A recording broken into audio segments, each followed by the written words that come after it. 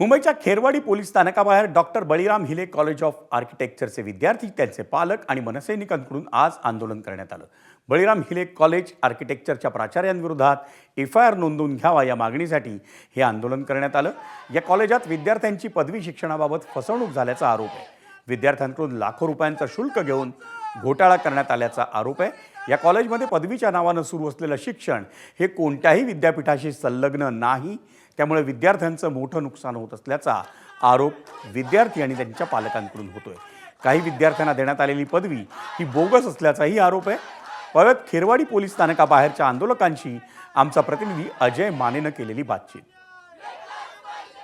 मी जर पहिलं वर्ष रहेजामधून कंप्लीट केलंय तर मला हिरेमधून कसं मिळणार पहिल्या वर्षाचा रिझल्ट जो नाही मिळाला पाहिजे। आणि मला ह्यांनी टोटल 6 रिझल्ट दिलेत जे नाही मिळाले पाहिजे। मला टोटल फक्त 4 रिझल्ट मिळाले पाहिजेत, पण ते पण व्हॅलिड नाही आहेत। आम्ही जेव्हा स्कॅन करतो हे रिझल्ट तेव्हा ते बोगस कुठल्या तरी वेगळ्याच युनिव्हर्सिटी येतात आणि काही लोकांचे ते सर्चही नाही होत।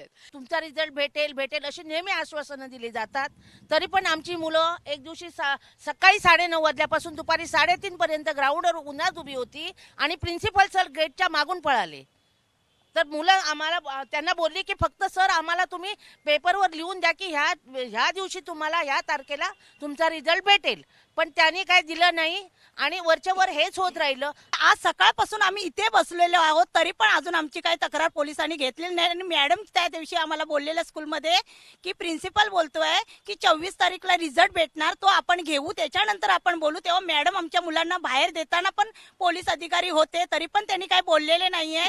आणि त्यावरती याच्यावरती निर्णय आता काय होणार ते पोलीस, आमच्या मुलांना काय झालं तर खैरवाडीचे पोलीस असणार। पोलीस जे आहे ते टाळाटाळ करतायत, एफआयआर घेत नाहीत। मी स्वतः एक ॲडव्होकेट आहे। जर आपल्याला एफआयआर घ्यायची असते तर एफआयआर मध्ये 24 तासाच्या आत जर एकही म्हणजे आय थिंक हे लोक 100+ लोक आहेत, पण जर एक जर व्यक्ती येऊन एफआयआर घ्यायला सांगतोय तर पोलिसांचं काम आहे त्यांनी एफआयआर घ्यावी। ठीक आहे, ते एफआयआर घेत नाहीयेत।